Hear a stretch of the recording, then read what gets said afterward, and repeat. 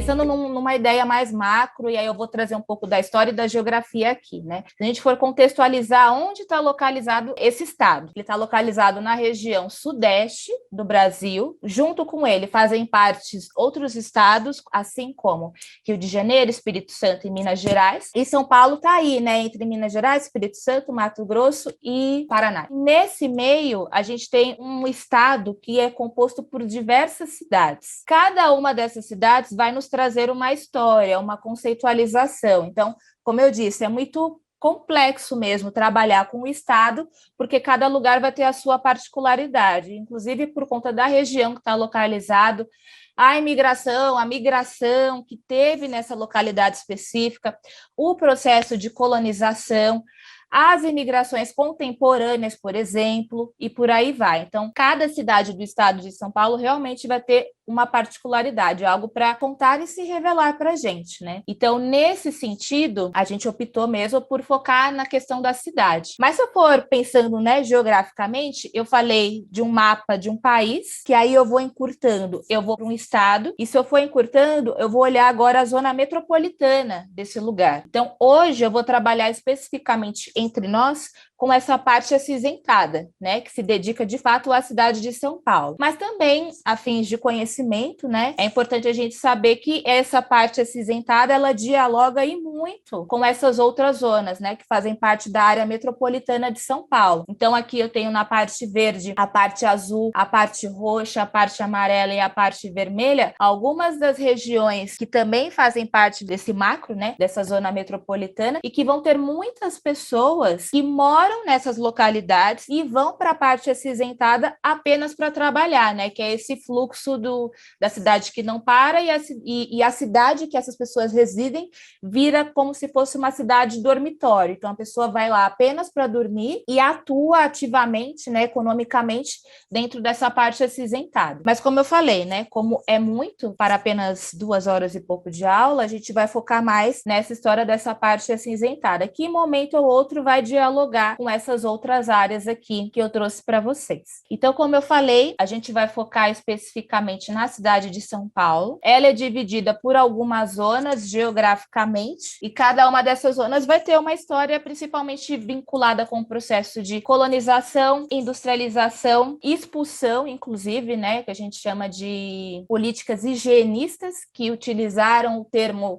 arquitetônico e urbanista para revitalizar e modernizar a cidade de São Paulo, mas por um outro lado a gente sabe também que eram políticas higienistas. Então vai ter um pouco disso também na construção desses bairros, dessas organizações e como que elas dialogam com esse todo da cidade. Então a gente tem aqui a zona central, a zona norte, leste, sul e oeste. Dentre essas terminologias geográficas, a gente tem subdivisões, né? Sudoeste, noroeste, e aí vão ter particularidades, inclusive, nessas zonas de São Paulo. Ao todo, hoje, na cidade de São Paulo, a gente tem uma média de 12 milhões e 300 mil pessoas, se eu não me engano. Ou seja, muito desse fluxo que vocês já falaram de migrações, imigrações, esse vai e vem que é presente aqui, principalmente na cidade, contribuiu também para a quantidade de pessoas que a gente tem atualmente. Então, eu vou fazer aqui um caminho um pouco vai e vem, em alguns momentos, para a gente entender como isso constitui essa cidade e como essas divisões são bem marcadas fisicamente, mas também socialmente politicamente. A gente vai ver por que isso acontece. E também o que eu ouvia de São Paulo, né, muito antes de ter outros conhecimentos, outras práticas sobre a cidade que eu nasci, cresci, né, e vivo até hoje, é que era uma cidade que tinha muitos patrimônios históricos que deveriam ser guardados e respeitados, né, por representar a história da cidade.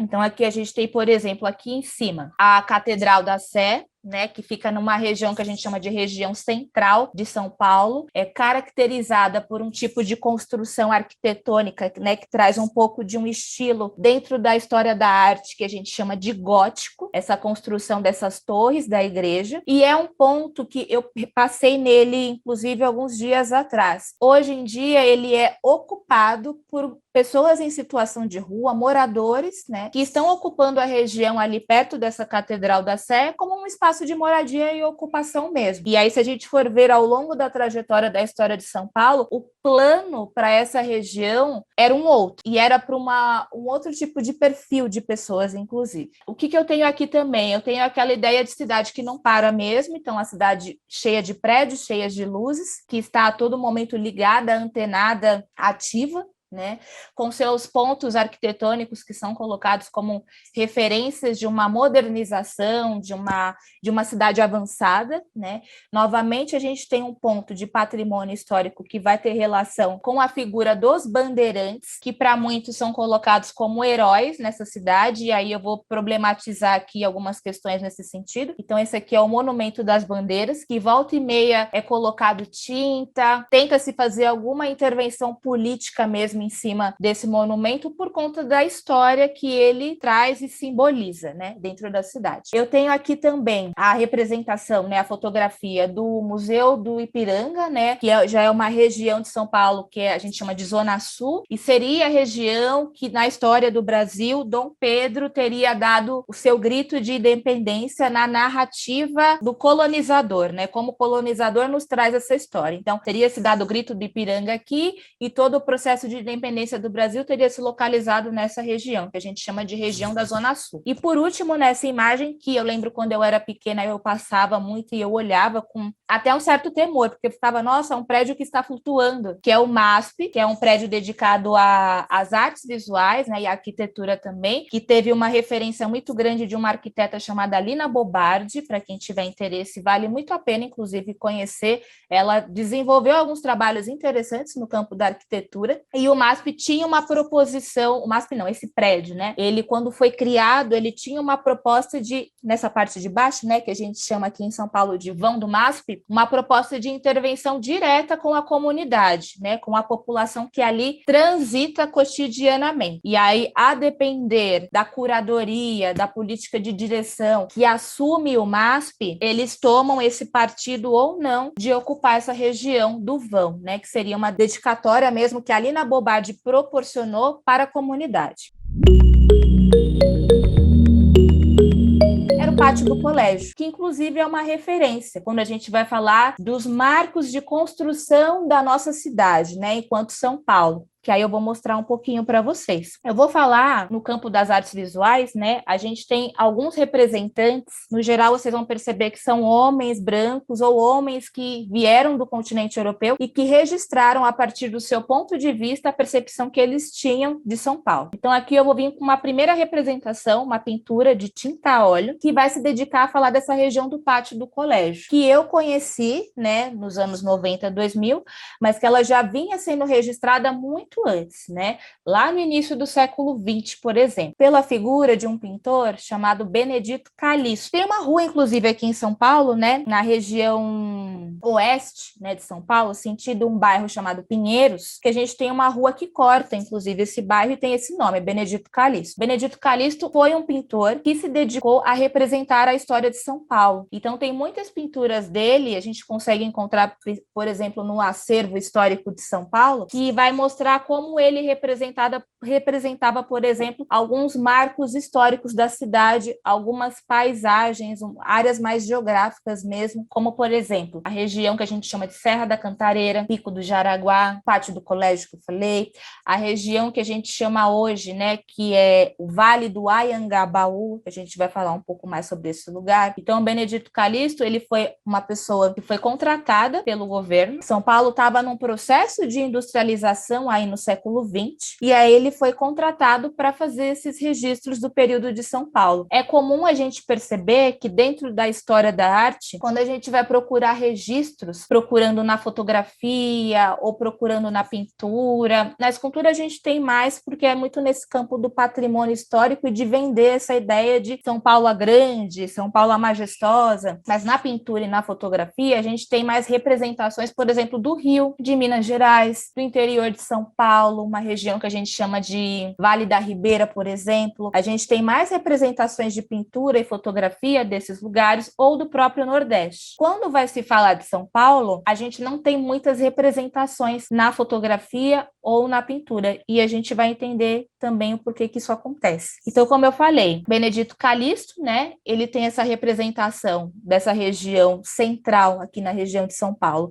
que se chama Pátio do Colégio, um dos lugares que são colocados como marco de construção, né, da origem da cidade de São Paulo. E aí, pensando esses marcos, essas formas de ter um registro, né, para marcar a ideia que portugueses queriam trazer de como foi o processo de construção de São Paulo, a gente tem mais uma outra representação feita pelo Oscar Pereira, é um outro pintor também que se dedicou a representar a história de São Paulo, e aí ele vai muito no campo da relação dos jesuítas. Então ele vai representar em dois lugares. Ele vai representar a situação dos jesuítas com os povos indígenas nessa região central, que a gente chama aqui de Pátio do Colégio, que eu falei para vocês, e também ele vai se dedicar a representar a relação dos portugueses e dos jesuítas, né, com os povos indígenas na região de São Vicente, que também é um marco da construção da origem de São Paulo, né, de São Paulo em si. Da cidade de São Paulo é o Pátio do Colégio. De São Paulo, né, como estado mesmo, né, a primeira chegada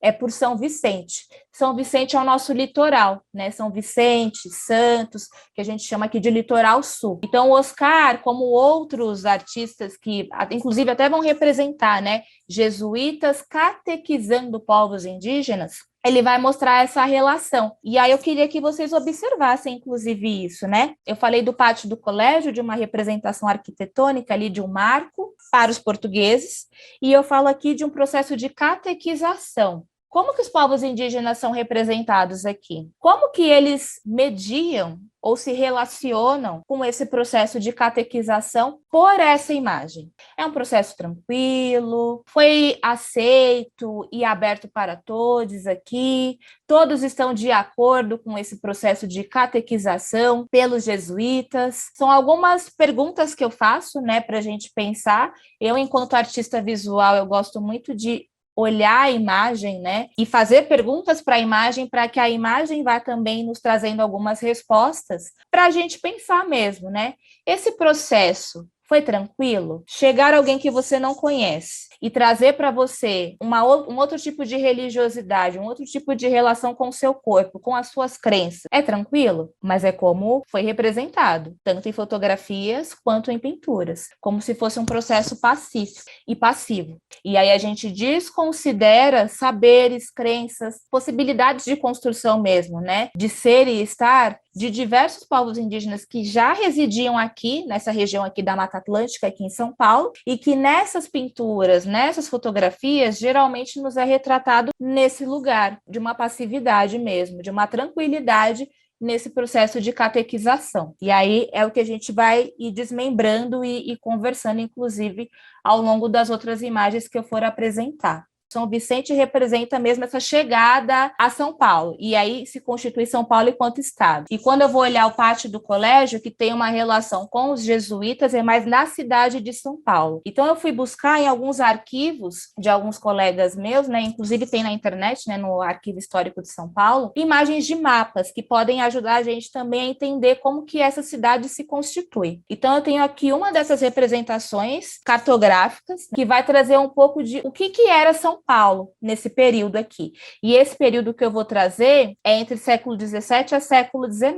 O que eu tenho de São Paulo aqui? Onde eu vivo, por exemplo, que é na região, perto da região central de São Paulo, é aqui em cima. Nessa época, era chamado de Vila de São Paulo. Então, aqui, o acesso a essa região, por exemplo, para o litoral, é um acesso mais difícil, porque a gente tem vários planaltos, vários morros mesmo e montanhas, para poder chegar aqui na região de Vila de São Paulo. Ó, dá para ver até um pouco aqui das construções arquitetônicas aqui em cima, que é onde está a região do Pátio do Colégio. A região do litoral, que seria a região de São Vicente, por exemplo, ela já abarca aqui para baixo, né, nessa representação cartográfica. Então, São Paulo, ali na região do Pátio do Colégio, que foi chamado de Vila de São Paulo, era uma região muito difícil, era de difícil acesso. Então, se for pensar a época que tivemos as invasões, por exemplo, e as colonizações aqui portuguesas, lá em 1500, né, que é colocado, de 1500 até 1800, São Paulo não era uma região interessante, por exemplo, para a coroa portuguesa. Por quê? Tinha esse difícil acesso. Era mais interessante aqui na região litorânea, por conta de translado de mercadorias, mas era muito difícil chegar aqui na Vila de São Paulo. E mais,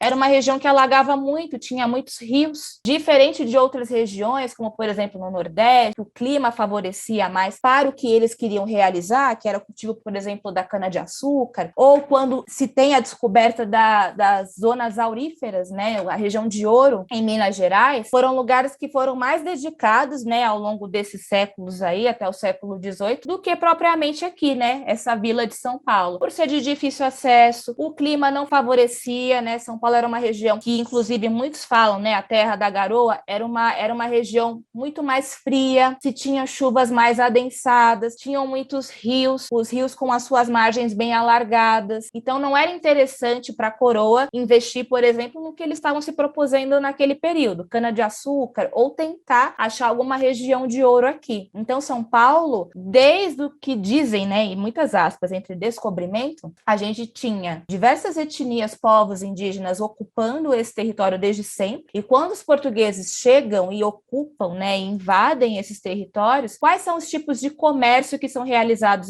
É mais no esquema da troca, que a gente chama de escambo, por exemplo. Então, se produzia, por exemplo, materiais de subsistência, como trigo, feijão, milho, que era mais para trocas e para a própria subsistência. Então, os paulistas, né, as pessoas que tinham descendência portuguesa e depois tinham seus descendentes que nasciam aqui nessa região de São Paulo e na Vila de São Paulo, e que eram chamados de paulistas, eles viviam muito nessa base, ou também numa relação de sequestrar pessoas indígenas ou pessoas africanas para venderem e barganharem para senhores de escravizados em outras localidades aqui da região sudeste. E isso também era uma prática que acontecia. Esses paulistas, posteriormente, ganharam um outro título. O título virou bandeiras ou bandeirantes, que eram essas figuras que faziam esse tipo de comércio de pessoas, mas que depois, lá pelo final do século XVI, para as populações indígenas foi proibido esse tipo de relação de sequestro e fazer, de fato, um tráfico de pessoas, e para as populações negras esse processo continuou, que ele vai falar especificamente da Vila de São Paulo. Então eu trouxe um que é mais um panorama, né, de falar um pouco da região do litoral e mostrar o quanto era difícil mesmo chegar ali na região da Vila de São Paulo. E aqui eu tenho uma outra representação, um mapa, um desenho, que vai apresentar para a gente como que era essa Vila de São Paulo, né, nessa região, nessa visão horizontal, e que seria a partir do que a gente chama aqui em São Paulo, a região do Vale do Anhangabaú. O Vale do Anhangabaú é um vale mesmo, é uma parte mais profunda, e que antes do processo de urbanização, industrialização, era água, era rio. Mas com a retificação dos rios, né, e essa diminuição das suas margens, ele vira um grande vale. Mas volta e meia, quando chove, chove muito em São Paulo, é uma das regiões que mais ficam alagadas, porque o rio volta. E aí eu vi até que alguém falou no chat, e aí eu vou reforçar, o documentário Entre Rio, ele vai falar muito sobre isso, sobre esse processo de retificação dos rios aqui em São Paulo, e de que quando chove e alguma região alaga, não é por conta meramente de uma questão de ter um bueiro entupido ou que as pessoas não estão colaborando na limpeza da cidade. É, na verdade, porque aquele espaço é do rio mesmo, ele só está voltando ao... E aí, quando a gente olha esse posicionamento, né, que é colocado para esse desenho, é imaginar essa parte aqui do grande vale, e aí do vale, não tendo prédios, não tendo nada, né, eu tendo a visão da vista de São Paulo. Eu consigo ver os grandes morros que compõem a nossa cidade, né, que ela é cercada de morros, e toda a parte de construção mesmo de casas que vinha se construindo desde o século XVI, XVII e XVIII aqui em São Paulo. Então, como eu falei, são duas imagens, né, um desenho, um mapa, que estão presentes no Arquivo Histórico de São Paulo, mas são de fácil acesso, inclusive na internet, para a gente ver como que era São Paulo, né? São Paulo era uma coisa pequena, que só depois do século XVIII, com essas caminhadas dos bandeiras, por exemplo, e depois também com o processo da industrialização, que se fortifica aí para o XIX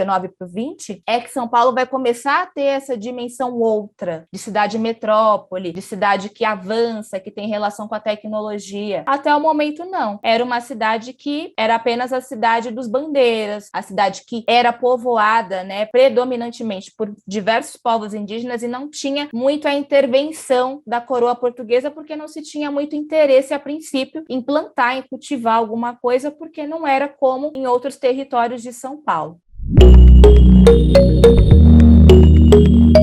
Em São Paulo também teve esse processo intenso, né, inclusive, de miscigenação. E parte dessa miscigenação vem da relação paulista dos portugueses com povos indígenas. Parte dessa relação, dessa miscigenação, vem muito de estupro e relações forçosas. Então é importante também pontuar isso, que esses processos não foram tranquilos. Na história de São Paulo também tivemos, né, e temos até hoje, né, muito dessas violências que, infelizmente, compõem também a estrutura da nossa sociedade. É importante pontuar. E aí, nas relações que eu vou trazendo, né, um pouco aqui e compartilhando com vocês, é importante pensar como isso vai se dar depois na constituição dessa cidade que se diz, né, diversa, que se coloca como receptora de diversos povos. Como que é essa recepção? Como que essa cidade de fato dialoga com uma diversidade?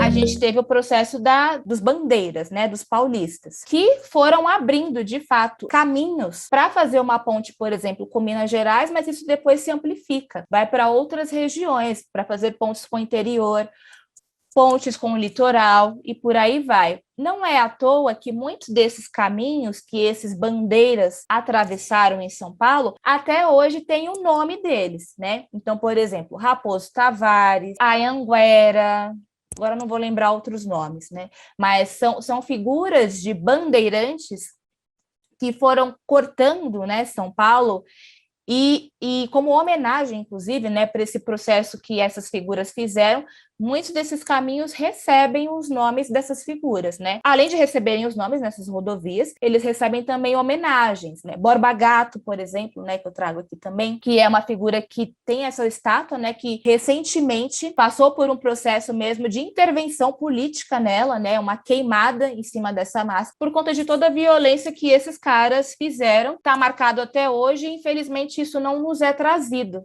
pra gente como se eles fossem grandes heróis. E aí é importante trazer um outro lugar e um outro olhar também para essas figuras, né? A que custo, a que forma se abriu esse caminho, essa rodovia Raposo Tavares, rodovia Anhanguera, a que custo? Como que foi esse processo? Aí eu volto para aquele quadro do Oscar Pereira que eu falei. Foi tranquilo? Foi pacífico? Como que foi esse processo, né, de abertura de caminhos para dita cidade que não para? Então acho que é importante a gente pensar isso e também pensar esse lugar dessas estátuas, né? Nisso eu penso muito num texto de um colega meu, o Hélio é curador, ele está como curador no Centro Cultural São Paulo, que é na Zona Sul, aqui em São Paulo, na região da Vergueiro. O Hélio Menezes, ele fez um texto falando sobre a nossa relação com essas estátuas que tem aqui em São Paulo. Se realmente faz sentido, né? A gente pedir uma intervenção, uma retirada de estatuetas como essa. Tanto o Hélio quanto a nossa deputada estadual, a Érica Malunguinho, aqui em São Paulo, também faz alguns escritos nas suas páginas, principalmente na Guelé 10 e no seu Instagram, falando sobre esses processos de repensar essas imagens, essas estatuetas e o peso, né, que se tem nesse processo, dialogando muito com movimentos que já aconteceram em outros lugares, por exemplo, nos Estados Unidos, repensar as estátuas que tem lá e que representam ex-mercadores, ex-donos de escravizados e como a população, parte dessa população jovem, tem se manifestado, tem colocado para a retirada desses espaços, que são espaços de poder, né? Quando se coloca uma estátua dessa, eu estou querendo dizer o quê? Então, eles vão pensar alguns textos e algumas falas nesse sentido. Essa configuração de São Paulo, né? Começa como vila, a gente tem essa relação com esses bandeiras que vão criando esses caminhos para trazer outras relações comerciais. Essa São Paulo, ela vai se ampliando, então ela sai dessa vila de São Paulo e ela vai criando outras relações com outros lugares. Então eu trago aqui, por exemplo, um outro mapa só para a gente ter uma ideia, pensando aqui, entre 1880 e 1880 a gente ainda não tinha nem o processo da abolição da escravatura aqui no Brasil, né? A questão da Lei Áurea. Ainda não tinha passado por esse processo. Pensando desse lugar, 1880 até 1914, que já é um período que São Paulo se coloca como uma cidade industrializada, uma cidade em processo de modernização, o quanto essa relação dessa vila de São Paulo, que pegava principalmente essa região laranja, ela vai se ampliando e vai criando frutos com outras regiões aqui. Então, por exemplo, aqui, essa região em laranja, de 1800 até 1914, 1914, o que era apenas casas de taipas e que eram muito de povos que já residiam aqui, os povos originários e os paulistas, em 1900 esse cenário muda. Por quê? Porque muitos donos de fazendas no interior de São Paulo ou em outros estados, né, como por exemplo Minas Gerais e Espírito Santo, se interessam por essas políticas de modernização que São Paulo quer se propor a ter e começam a se interessar por terrenos nessas localidades aqui, que é nesse centro, né, que era a Vila de São Paulo. Então essa região em laranja, o que era ocupado por povos originários, vai mudando esse cenário e quem vai ocupando são os fazendeiros, comprando terrenos aqui e posteriormente dialogando com arquitetos, com urbanistas, para que retifiquem essas regiões e que eles possam, de fato, desfrutar de uma estrutura modernista dentro desses territórios. Então, as pessoas que ocupavam esses lugares, elas vão sendo empurradas para essas partes em vermelho, para essas partes em verde e, posteriormente, para as partes em cinza e para além disso. E é um processo que é muito comum em cidades que vai criando uma relação especulativa. Quem tem dinheiro compra, né, intervém no lugar, no terreno que quer, e aí quem está nesse lugar e pelo processo de desigualdade social não tem condição de se bancar, vai indo para as bordas para ir ocupando outros lugares e outros territórios. E nesse movimento, o que ficava ali, o que representava essas populações ali primeiro ocupavam e residiam, passa por um processo de apagamento e invisibilização. E aí a gente vai ver um pouco disso aqui. Então, voltando, falei da vila, a vila foi se alargando e São Paulo foi se industrializando. Mas quem ocupava aquele meio, né, na vila de São Paulo? Povos indígenas, povos africanos, povos negros. Se vem a industrialização, se vem a especulação imobiliária, esses povos são retirados. E outras pessoas vão ocupar esse dito centro de São Paulo. Então, eu venho com algumas imagens para pensar como que foi esse processo de transição, infelizmente retirada forçada, né, higienista dessas populações. Então, eu venho aqui com uma imagem, por exemplo, que é, de novo, o pátio do colégio, ele está aqui, localizado na minha direita, a imagem não ajuda muito, mas tem um prédio aqui na direita. E aqui, como eu falei, né, São Paulo era puro rio, rios e suas margens alargadas. Aqui é a região do que a gente chamava de Várzea do Carmo, que é a região que hoje, né, aqui em São Paulo, a gente chama de Parque Dom Pedro, que faz parte dessa região central aqui da cidade de São Paulo. Quem ocupava essa Várzea do Carmo? As lavadeiras. Muitas mulheres negras e mulheres indígenas eram colocadas, na verdade não, era o trabalho que se tinha, né, para as mulheres que eram mulheres colocadas como mulheres de cor nesse período. Ou era como empregada doméstica, ou era como cuidadora, ou era como lavadeira. Esses tipos de trabalhos, que são trabalhos dignos, são trabalhos como qualquer outro, mas era apenas esse lugar de trabalho e outro tipo de atuação profissional, infelizmente, era negado. Então, essas mulheres ocupavam essa várzea do Carmo, por exemplo, para fazer o seu trabalho, mas também cuidar dos seus próprios afazeres, né, dos seus próprios materiais. Então, se fazia esse processo de lavagem aqui na várzea do Carmo e depois elas voltavam para suas casas de origem, para os seus territórios. Então, aqui é uma das fotografias que também pertencem ao acervo histórico de São Paulo e ao Instituto Moreira Salles e que está presente no livro do Casé Angatu, que é o livro Nem Tudo Era Italiano, que eu falei. Para quem conhece o Parque Dom Pedro hoje, né, que é essa imagem aqui, dá para a gente imaginar aonde está essa várzea do Carmo, aonde essas lavadeiras estavam trabalhando, atuando, fazendo as suas conversas, inclusive, porque muitas conversavam, tinham muitas trocas para se fortalecer, para fortalecer as suas irmandades, inclusive, e ajudarem os seus. Dá para imaginar nesse território aqui, ó, que é circundado por essas ruas, né, essas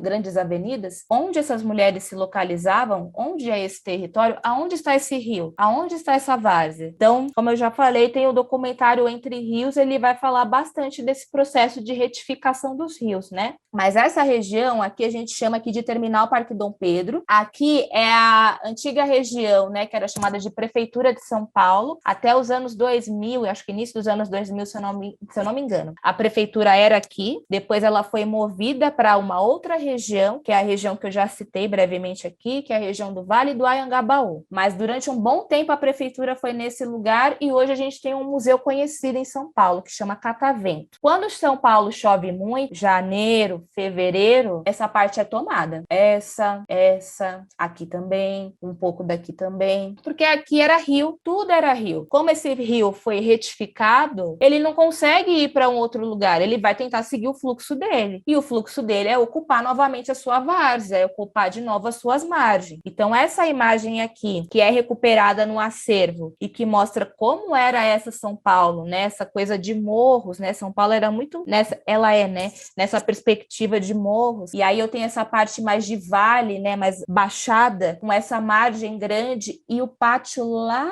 atrás, e eu venho para essa dimensão aqui da urbanização, da retificação, da modernização, né? De fato, eu fiz um apagamento cruel, violento, ambientalmente mesmo, né? Com a relação ambiental dos rios, mas das pessoas que transitaram nesse espaço, e a gente não ouve mais falar sobre Várzea do Carmo, a atuação das lavadeiras. Esse território ele é mais conhecido como Parque Dom Pedro, e é um território que, infelizmente, ele faz parte de um comércio grande, né? Que vai ocupando aqui outras margens aqui de São Paulo, inclusive mais para lá, né? É o Brás, que eu falei para vocês, foi onde eu nasci, cresci, vivi parte da minha vida, e eu vinha andando, inclusive, até essa região. Mas é isso, quando chove, tudo aqui alaga, tudo aqui para. E essa história que eu tô falando, ela não nos é trazida, né? Infelizmente, não é compartilhada. Esse rio chegava até a ladeira Porto Geral. Ele tinha 7 partes, e aí uma das partes, ela cortava essa parte do porto, que era um porto, né? A região que a gente chama de 25 de março, que é uma região também de muito comércio aqui em São Paulo, e que é outra região que para quando chove, porque era um rio, era um porto, na verdade. E aí aqui o Parque Dom Pedro, indo para, deixa eu me localizar, indo para cá, para essa região para cá, descendo, a gente vai encontrar essa região que é chamada de Porto Geral, que a Lucy falou aqui no chat pra gente. Então, e aí pensando nesses processos de apagamento também, eu vou focar aqui numa história, que é a região que a gente conhece também como Central, onde ocupava a Igreja do Rosário, que ficava na Rua do Rosário aqui em São Paulo. Quando São Paulo surgiu como vila, tinha só 3 ruas, né? Até anotei aqui para não esquecer. A Rua São Bento, a Rua Direita e a Rua do Rosário. Conforme a cidade foi se industrializando, foram criando outros nomes, outras ruas, principalmente com o nome dos barões do café. Então, para quem vem para São Paulo, para essa região colocada como Central, é interessante reparar o nome das ruas em bairros como a região do Marechal Deodoro, a região de Santa Cecília, a região do Amaral Gurgel, a região de Campos Elíseos. São ruas que têm nomes dos barões de café, por exemplo. Então, começou com essas 3 ruas, conforme foi aumentando por conta da industrialização, foi recebendo o nome da galera que estava comprando terreno ali, né? E aí foi se alargando. Além disso, né, de retificarem rios e irem apagando as histórias que se tinha em São Paulo, lá por volta de 1808, 1908, 1909, São Paulo tinha uma ilha, que era perto ali da região de Campos Elíseos, que também era uma região de baixada e o rio cercava. E eles denominaram de Ilha dos Amores. Então, só quem realmente, os barões que tinham muita grana, ocupavam esse lugar da ilha. E tem registros, né, que eles ficavam acenando para as pessoas que estavam do outro lado, né, da margem do rio. E aí eles ficavam cercados nessa ilha. Com a demanda da industrialização, acabou essa história de ilha e aí eles foram novamente retificando para criarem outras ruas e outras avenidas. E aí, nesse sentido, tem essa região do Rosário, que era a antiga Igreja do Rosário. Ela foi construída, né, por povos negros que passaram pelo processo de escravização ou povos livres e que ajudaram na construção dessa igreja aqui em São Paulo. Também ajudaram a libertar diversas pessoas que passaram pelo processo da escravidão e também se organizavam para fazerem as suas festividades, as suas crenças, né? Então, era muito relacionado com a figura do Rosário. Festas parecidas com a festa do Rosário, por exemplo, são muito presentes no que a gente vê como na Nigéria,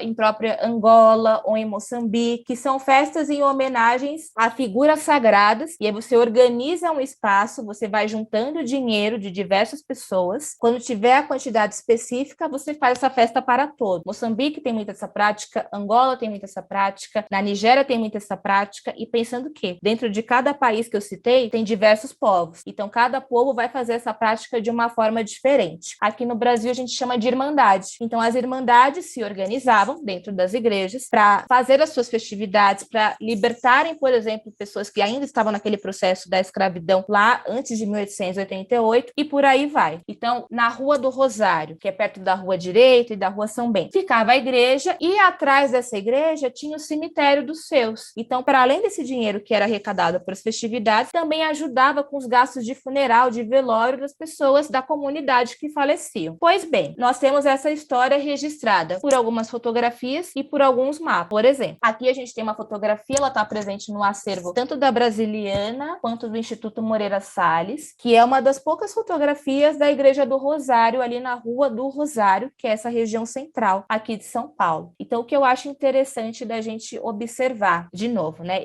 Lá vou eu, com observações mais atentas à fotografia. Quem são as pessoas que ocupam essa fotografia mais longe da igreja? Quem são as estruturas ou pessoas, se a gente conseguir ver mais ou menos quem é, se tem alguém ali, mais próximo da igreja? O que a gente tem próximo da igreja? O que a gente tem afastado? Então, é interessante ver essa estrutura dessa igreja e a estrutura com os prédios ao redor. Ver as pessoas que estão aqui e quem está aqui no fundo. Ver as estruturas de pequenas barracas que são colocadas aqui perto da igreja. Eram geralmente as quituteiras que ficavam aqui nas portas das igrejas. Elas vendiam seus quitutes, né?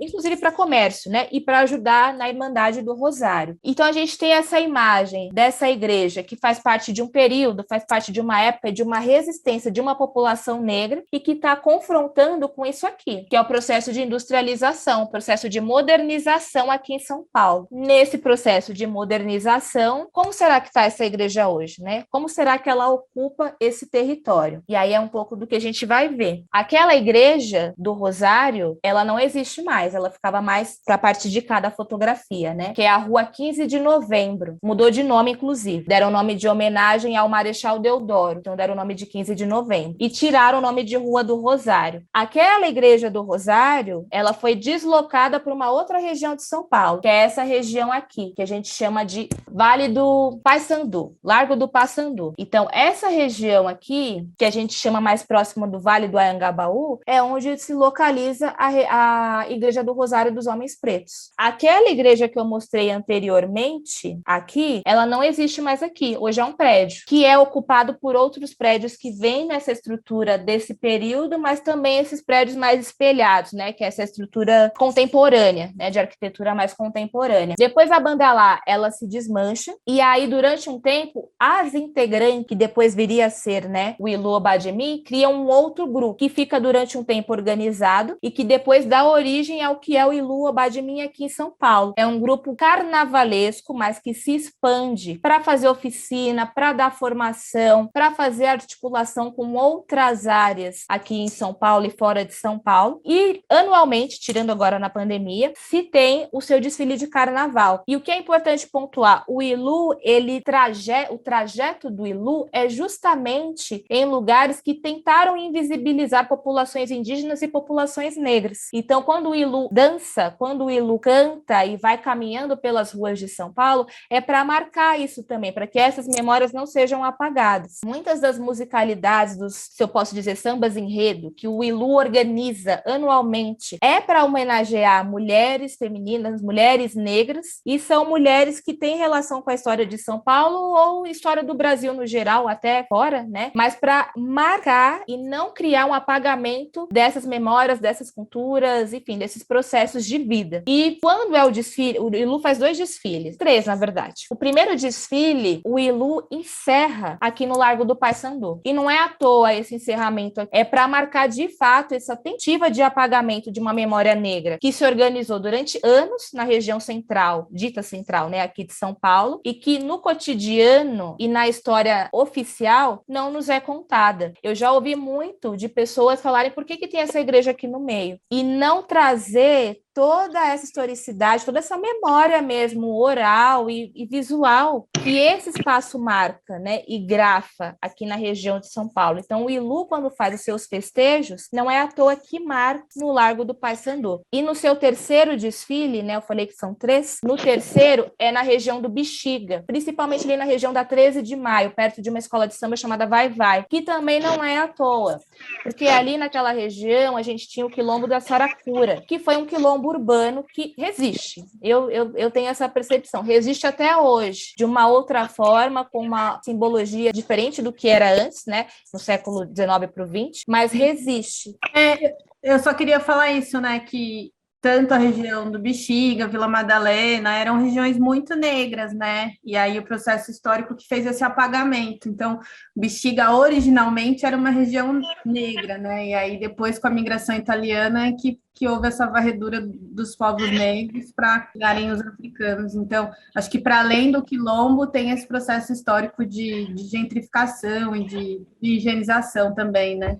Eu mostrei um pouco de como era essa região do Quilombo Saracuras, e aí eu peguei algumas fotos aqui, 2010 essa aqui de cima, né? E 2017 essa aqui de baixo, que são 2 pontos do que seria essa grande região desse quilombo urbano na região do Bexiga. Então a gente vê, inclusive, do que eu já ouvi de parentes meus, né? Conforme veio vindo a urbanização, muitas casas foram ocupadas, por exemplo, pela imigração italiana, e outros terrenos, outros territórios viraram o que a gente chama, por exemplo, de cortiço, que é um grande terreno que é ocupado por várias casas e várias famílias. E isso aí é presente em diversas ruas, inclusive do Bexiga. A gente tem uma parte muito forte que vem de um movimento de uma demanda especulativa cultural, né, de uma parte da população, então, muito num olhar de olhar a música, por exemplo, afro-brasileira, ou brasileira no geral, né, e fazer alguns eventos, alguns circuitos culturais aqui na região do Bexiga, ou de grafite, ou de arte de rua, tipo performance, teatro, e ocuparem as ruas aqui, e dialogando com esses movimentos, a gente tem outras partes das ruas do Bexiga que são ocupadas por essas casas, esses conglomerados de casas, né,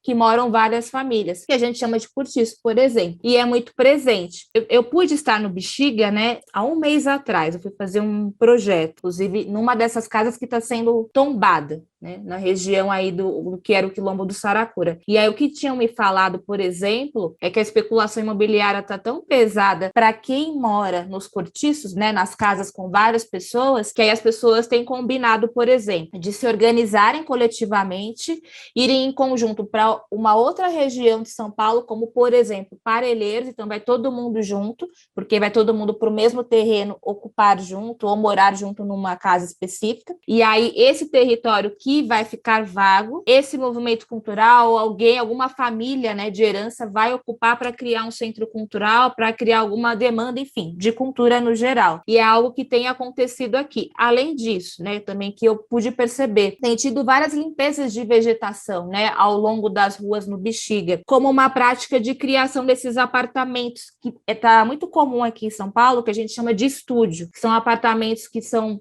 poucos metros quadrados, e aí pessoas que moram sozinhas, geralmente, né, moram nesses apartamentos, nesses ditos estúdios, e aí eles são organizados nessas regiões que são ditas de maior facilidade, né, de circulação, que é perto de metrô ou perto de uma avenida famosa ou específica, e que é inclusive essa região, né? Ela é cortada por uma avenida bem conhecida, que se chama Brigadeiro, e perto dessa região existem metrôs, né, de mobilidade urbana que facilitam ali na região. Então tem vindo essa demanda imobiliária de construir esse tipo de arquitetura nessa região, então aumenta o preço dos aluguéis, as pessoas não conseguem ficar, vão para as bordas, né? E aí esses espaços vão virar de uma demanda cultural, com esse discurso mesmo que estamos valorizando a região do Bexiga, ou nessa demanda dessa limpeza mesmo que eu tenho visto e também que me trouxeram para construir esse tipo de empreendimento, esse tipo de prédio, né? Que é esses prédios que vão fechando a cidade de São Paulo em vários lugares, né? Que é esse modelo de prédio pequeno, que a gente chama de estúdio. E além do Bexiga, isso é presente em vários lugares, como, por exemplo, nessa outra imagem, que representa a região da Liberdade. É um outro ponto aqui de São Paulo muito importante. E aí eu quis pegar especificamente essa imagem para trazer também provocações, da gente ver o que a gente consegue tirar de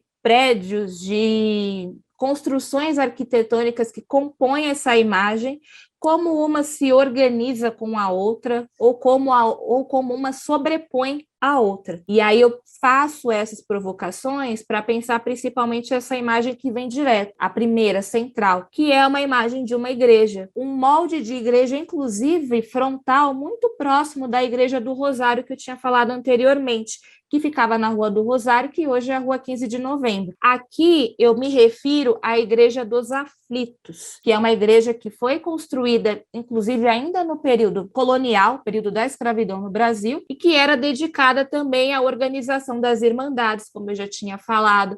A população negra tinha grande interferência, inclusive, com as barracas na frente para a venda dos quitutes, para a organização das suas festividades. E essa imagem, por exemplo, é uma imagem mais recente, é de 2018. Essa imagem aqui, que está presente, inclusive, no Google. Se a gente for olhar uma imagem mais recente, de 2021, se localiza e se organiza de uma forma muito parecida essa igreja.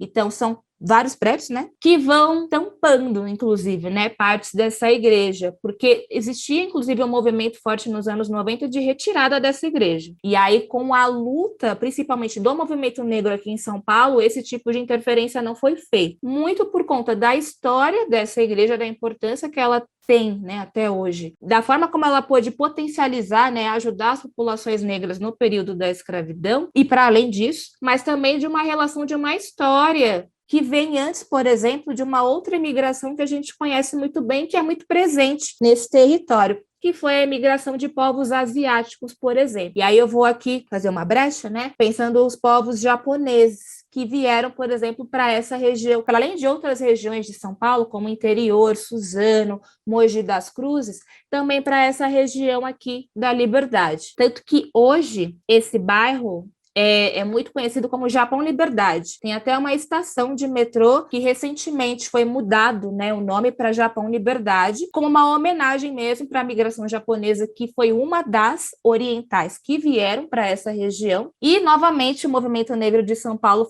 fez uma crítica no sentido de, a gente conhece muito bem, inclusive, quando a gente vai para esse bairro, pela arquitetura, pela decoração, inclusive, né, e por festividades que tem nesse bairro, esses povos, quais são os povos que vieram para o Brasil, nessa região, que é a imigração japonesa, e que é muito potente e é muito presente também em outras localidades de São Paulo, tanto capital quanto metropolitana e interior. Mas quando eu vou desbravando aqui entre as arquiteturas, eu encontro, por exemplo, essa igreja, que vem muito antes dessa imigração, por exemplo, e que essa história, por exemplo, ela é trazida nesses roteiros de memória que eu falei, que grupos coletivos se organizam para contar, por exemplo, a história da Igreja dos Aflitos, ou da Praça dos Enforcados, né, que fica em frente a essa igreja praticamente, né, que é na praça que é chamada de Praça da Liberdade, e que é relacionada à história de um soldado, que ele tinha um apelido de Chaguinhas, e o Chaguinhas, ele foi contra, né, inclusive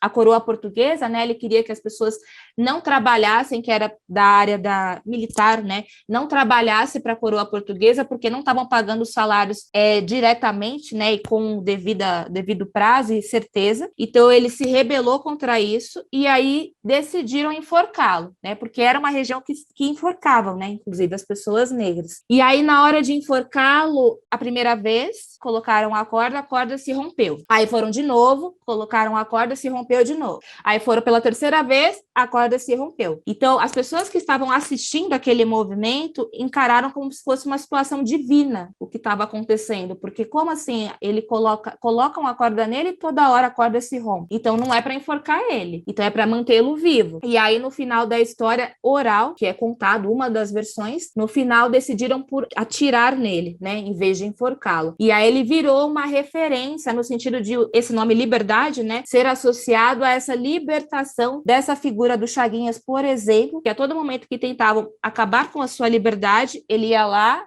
ele conseguia, de alguma forma, né, e rompia com a corda. Então, uma das histórias orais, né, que se trazem quando vai pensar o termo da palavra liberdade é muito associado a essa história do Chaguinhas. Mas é uma das histórias que a gente conta, que a gente ouve, mas não com tanta frequência, né, não é muito no nosso dito popular, assim. Nem muito quando a gente vai olhar, inclusive, para essa região da cidade. Olhar que teve uma presença muito grande de outras populações que residiram aqui, né, nesse território. Para além da imigração japonesa, que também foi uma imigração muito importante dentro desse território. Então, eu reforço, não é um movimento de apagar as outras imigrações ou outros povos que ocuparam os diversos territórios de São Paulo, mas é ter, de fato, um olhar, uma atenção cuidadosa, né, e respeitosa de compreender que essa cidade, ela vem, de fato, né, de diversos lugares, diversos pontos de vista,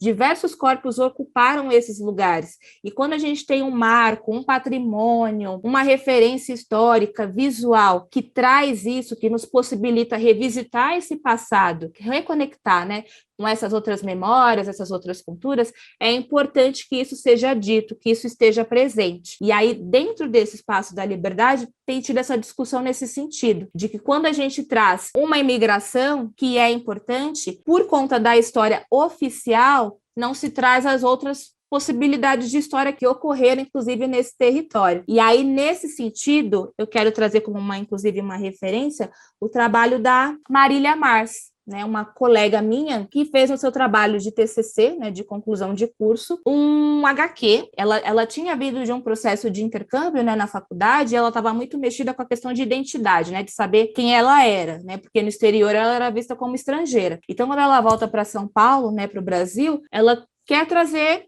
de alguma forma isso, né? Ela quer entender quem é ela dentro desse espaço, sabendo que São Paulo lida muito com esses outros lugares, né? Uma diversidade mesmo presente aqui. E aí, nisso, conversando com o orientador de TCC dela, ela falou, né? Olha, eu gosto muito de uma perspectiva oriental, principalmente cultura japonesa, eu gosto de fazer quadrinhos, anime, então eu acho que vou fazer um trabalho nesse sentido. E aí o orientador dela falou, olha, legal você fazer, porque você vai falar de um bairro que é muito turístico, que inclusive atrai muitas pessoas de outros lugares que conheço, mas além dessa história que a gente já conhece da Liberdade, a Liberdade foi um bairro negro. Aí ela, então eu vou investigar mais para saber o que é desse bairro. E aí nessa investigação, ela foi chegando na história, por exemplo, da Igreja dos Aflitos, da Praça dos Enforcados, de entender como que esse espaço de São Paulo, inclusive, se organizava dentre os seus rios, e essa população indígena que já estava aqui foi se juntando com a população africana que foi chegando aqui também, como esses povos foram levados para outros espaços da cidade e outros imigrantes também, outras populações foram ocupando esse território. Então, o nome do quadrinho chama Indivisível.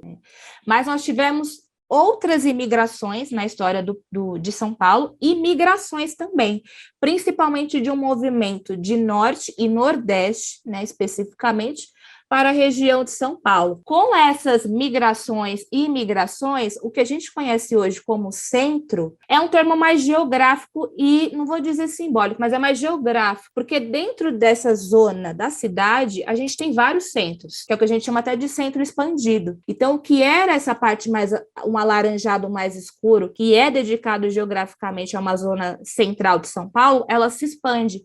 Se eu vier aqui, por exemplo, lá para o Jardim Ângela, eu tenho um centro comercial dentro do Jardim Ângela. Eu não preciso vir aqui até a Sé, a região da Praça da Sé, do Porto Geral, lá na 25 de março, para adquirir algum determinado item. Eu posso muito bem ir no centro comercial do meu bairro, Capão Redondo, Jardim São Luís, Jardim Ângela, Sapopemba, e eu consigo também me organizar, porque cada bairro, a partir dessa ampliação, né, dessa cidade de São Paulo, esses bairros vão se organizando, e eles vão se tornando também dependentes, né, eles não dependem desse centro, eles conseguem também se organizar, se articular, ter seu próprio comércio e ficar, né, dentro de si também.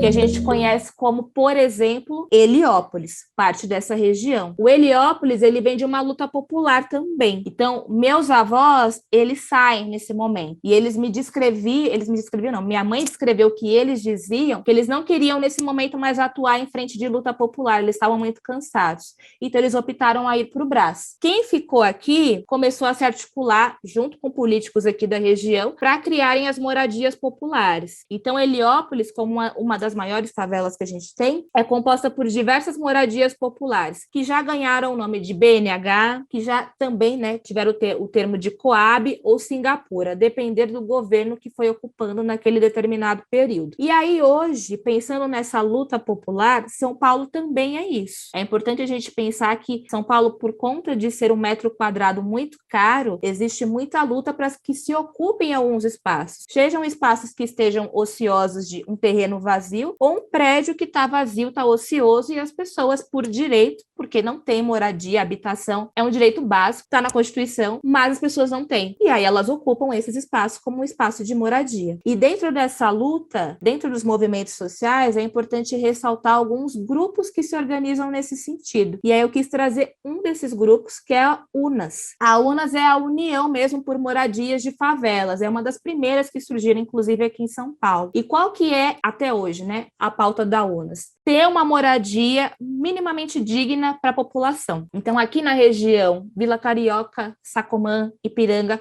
quando meus avós saem, a UNAS começa a se organizar com maior potência. Aí é por volta de 1978. Quem toma a frente da UNAS são principalmente as mulheres. Então, elas se organizam para levantarem moradias populares para os seus, para se articularem com políticos para a construção desses prédios de moradia popular e para alfabetizarem as suas comunidades.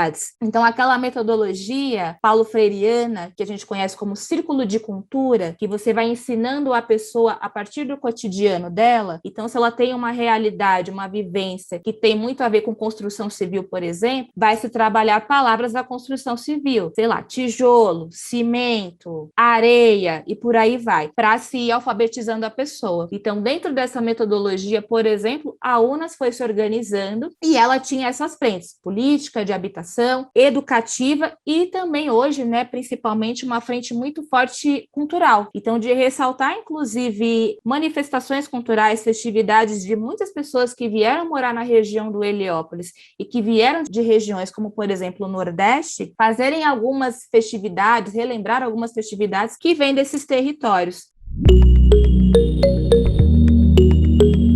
Como, quando lá por volta dos anos, de novo, né, 70 e 80, além de Heliópolis, que eu dei o exemplo da minha família, a gente tem as organizações dos conjuntos de habitação, que são criados, por exemplo, lá na Zona Leste, que a gente chama, né, que é aqui, nesse ponto vermelho. A Coab é um desses conjuntos habitacionais, né, inclusive aqui é uma das Coabs mais conhecidas, que é a Coab 1, é a Coab 2, que é lá na região do José Bonifácio, né, na Zona Leste aqui de São Paulo. Como que se dão essas Coabs? As pessoas não têm condições de arcar com, né, gastos econômicos financeiros nos grandes centros e políticas de habitação são criadas nesses lugares, por exemplo, da Zona Leste. Itaquera, Guaianazes, Cidade Tiradentes, são 3 lugares, por exemplo, que são compostos e muito por esses conjuntos habitacionais. Além dessa região, desse polo da cidade, a gente tem um outro lado, por exemplo, que é a região da Zona Noroeste, que eu vou falar só um pouquinho, mas não vou falar de moradias populares, né? Que é a região de Parada de Taipas, Jardim Damasceno, Brasilândia. Também são regiões que são compostas e muito por os conjuntos habitacionais. Então, as pessoas são levadas para esses lugares,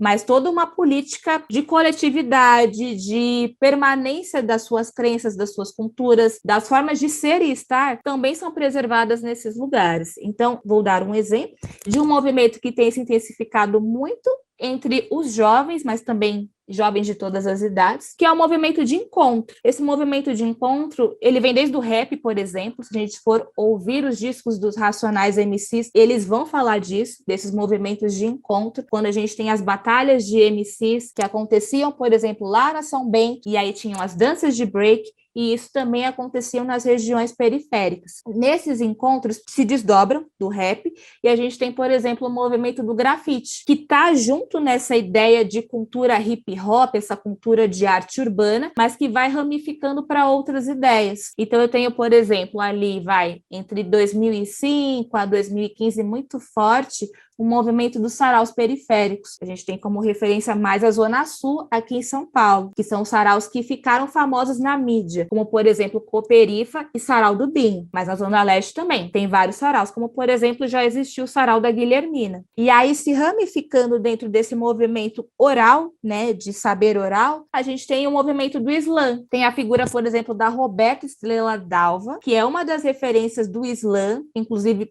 já ganhou prêmio fora na França, né, numa disputa de Islã. E o Islã, ele vem se intensificando, e eu vou apontar em São Paulo, especificamente quando a gente teve as ocupações estudantis aqui. Quando tivemos as ocupações estudantis, esse movimento foi levado para o espaço das escolas e os jovens se interessaram, né, e se organizaram para criar esses movimentos também entre eles, pessoal do ensino médio. E daí explodiu, né? Tem Islã de vários nomes, de vários jeitos, e aqui eu vou me dedicar especificamente ao Islã da Ponta, porque ele é realizado dentro da Coab 2, e ele vem de uma demanda, inclusive, do entorno, de pensar um movimento de exposição oral e de rima, né, oral muito próximo do rap, para juntar os jovens, para que o jovem não fique na biqueira, para que o jovem se aproxime de alguma forma da cultura. E, além disso, esse Islã da Ponta, ele quer se conectar com outras pontas. Então, o Lucas, né, que é uma das referências, né, de organização do Islã da Ponta, inclusive o Lucas vai participar de outros islãs, né, como, por exemplo, o Islã da Resistência, que ficou muito conhecido aqui em São Paulo, na região central. Inclusive, vários vídeos que a gente vê dentro de um programa chamado Manos e Minas, né, da TV Cultura, alguns dos slamers que participam vêm do Islã da Resistência. E o Lucas é um dos que organiza o Islã da Ponta lá na Coab 2, e ele faz questão de fazer ponta a ponta. Então, ele vai realmente para pontas, né? Pensando na Zona Leste. Eu já estou numa ponta, que é Itaquera, vamos para uma outra ponta, então, mais longe daqui? Vamos para a cidade de Tiradentes, vamos para Guaianazes, vamos para Ermelino, Matarazzo, que são alguns bairros que eu estou citando aqui, que são da região leste. Ou pensar outra ponta de outra região. Vamos para a Zona Sul? Vamos para a Zona Norte? E por aí vai. Então, esse slam tem uma característica mesmo de ser da Coab 2, mas de migrar também para outras pontas, para trazer mesmo essa relação dessa cultura oral do rap, né, da poesia, para outras localidades.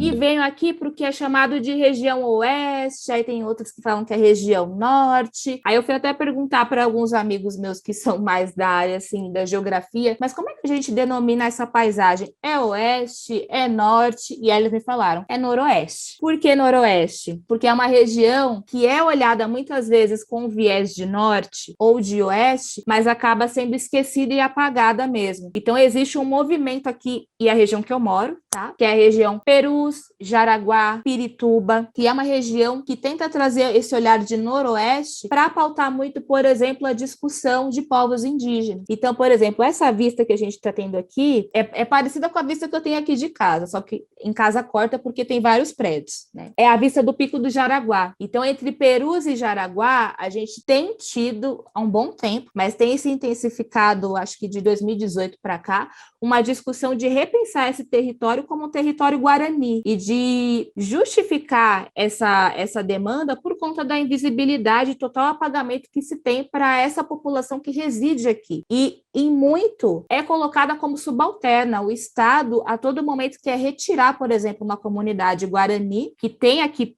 perto, né, do Pico do Jaraguá, e a especulação imobiliária está aqui, ó, colada, querendo tirar essa população daqui, né? Então, só para a gente ter ideia, eu estou falando aqui dessa região, né, noroeste, Peru, Jaraguá, coloco também um pouco Pirituba nesse sentido, e aí alguns movimentos mesmo de trazer essas memórias mesmo de ancestrais para as práticas cotidianas. Então eu trago aqui o jongo, que acontece em Perus, numa praça, né, em frente à estação de Perus. Existe um centro cultural chamado Quilombaque, que fica de frente para a estação de Perus. Infelizmente, eu não vou conseguir me dedicar muito a falar o que é quilombar, mas tem a ver com a ideia de quilombo mesmo, a palavra aquilombar-se, de se juntar e trazer essas culturas, né, de resistência para o nosso cotidiano, para as nossas práticas. Perus é um bairro que foi muito próspero, mas porque tinha a fábrica de cimento, né, inclusive aqui na região, e aí por conta de processos que tiveram nessa fábrica, a fábrica acabou deixando de existir aqui. Existem as ruínas ainda da fábrica, mas essa fábrica não pagou as pessoas que trabalhavam lá. Então tem pessoas que estão num processo na justiça até hoje por conta dessa demanda da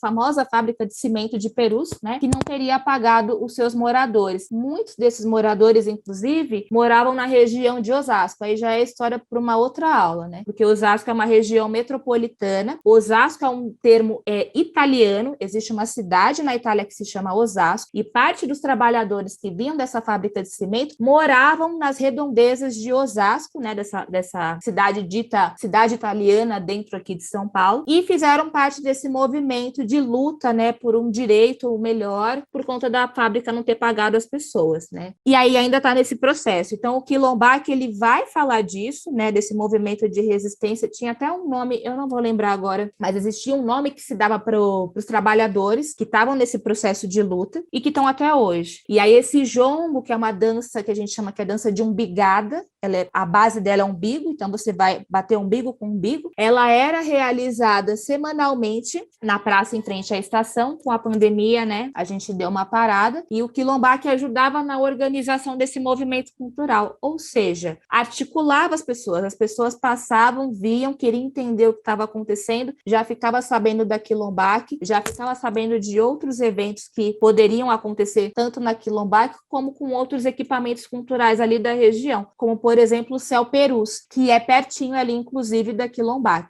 E como eu disse, Perus, mas focando mais no Jaraguá, a gente tem uma comunidade indígena Guarani que é apertada, né, pela especulação imobiliária. Eu não lembro se era a Tenda ou a Ecom, é uma dessas empreendedoras, né, corporadoras, queria construir um empreendimento aqui na parte de trás e que pegasse, inclusive, parte da comunidade Guarani. E foi 2019, eu acho, tanto que a gente foi ocupar, né, inclusive a região aqui do Jaraguá, para que o empreendimento não acontecesse. Eles já queriam vir com as máquinas para ocupar esse território. Então, é um movimento de alerta e constância para que esse lugar, esse território não seja invadido pela especulação imobiliária. Então, tem muito essa relação de tentar mesmo, agora esqueci os termos que se usam, mas de tentar tornar esse lugar, que a questão do marco temporal vem muito nesse sentido, né? De entender que esse lugar já é dessas pessoas, dessa comunidade que também é parceira nossa há muito tempo. A gente não tem o direito de ocupar por conta de uma especulação imobiliária que, infelizmente, está chegando aqui no Jaraguá e que, infelizmente, quer empurrar pessoas para mais ainda, e aí vai indo, né? Vai ocupando o território de São Paulo até não sei aonde, com essa ideia de construir empreendimento, construir prédio,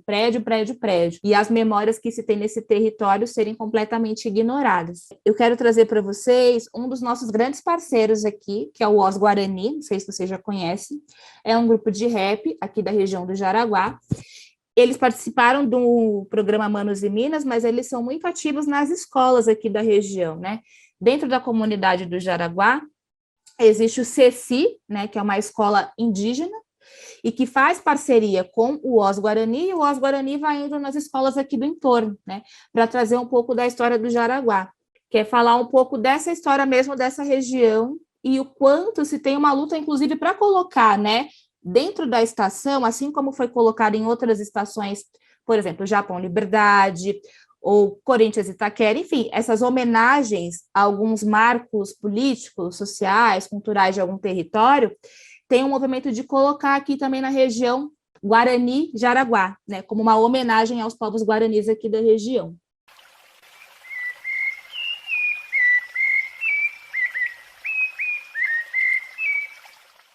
Uma professora perguntou para mim, né, você é indígena, mas por que você mora no meio da cidade, né?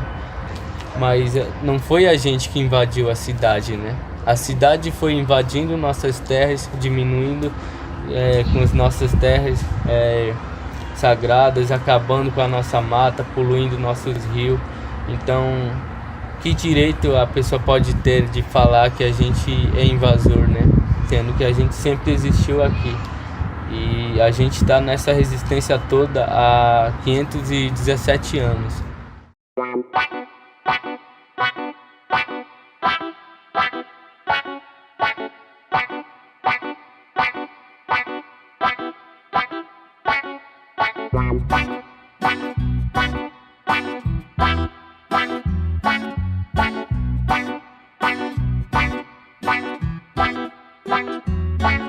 Os mano firmeza já vem chegando, salve, salve no corre, na correria, pode pá, é nós que tá, pode crer, estamos aqui no ar, representando no rap o dia a dia de batalha do índio guerreiro, atrás da paz, verdade a minha tem, com a fé de Deus na mente, buraqueiro não desiste, direto da aldeia Jaraguá, na responsa pra somar, nossa voz está no ar, aqui mais um rapaz, humilde sobrevivente, eu manjo mesmo no som, a minha rima está aqui, no meu rap eu vou seguindo meu caminho até o fim, muitas vezes já caí, meus parceiros me levantam, me levanto e mais forte fico, assim que é truta, no mundão a batalha é que não falta, o meu coração bate forte na missão de conseguir demarcação, pois então eu não quero desandar, acredito no que sou, em cima vou rimando, vou gritando, chega de corrupção, Xondaros, guerreiros, herdeiros da aldeia, sou índio Guarani, eu rimo vou mandando em Guarani, escuta aí, comigo é cunha, tengo é Kurigwe iputunya wajereruike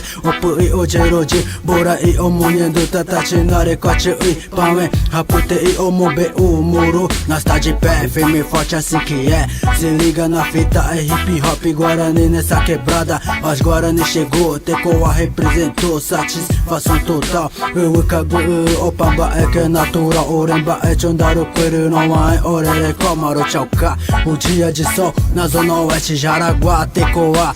Os manos e as minas no campo jogando bola, criançada brincando com um sorriso no rosto, sendo feliz assim que é no meu olhar. Xerechapu, aecha, Tecoa é bom lugar, mas então por que não demarcar prazer? Sou Mano Glover, sobrevivendo inferno e vou mandando o meu som pros irmãos lá do fundão. Agora é nós, barra pesada da aldeia Jaraguá, com total confiança, pode crer, os Guarani com vocês pra somar.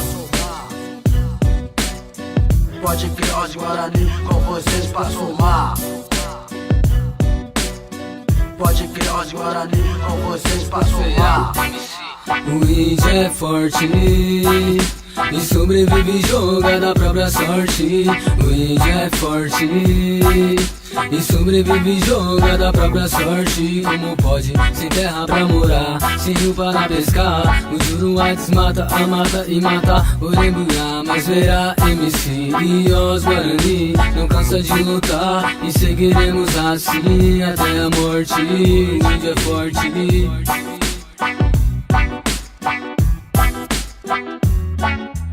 Tecoa pulmão e competente ondaro Pultunhawon uma endia titatare Pamendia por aí anderu ETP. A luta não para, a luta não para. Tecoa pulmão e competente ondaro Pultunhawon uma endia titatare Pamendia por aí anderu ETP. A luta não para, a luta não para.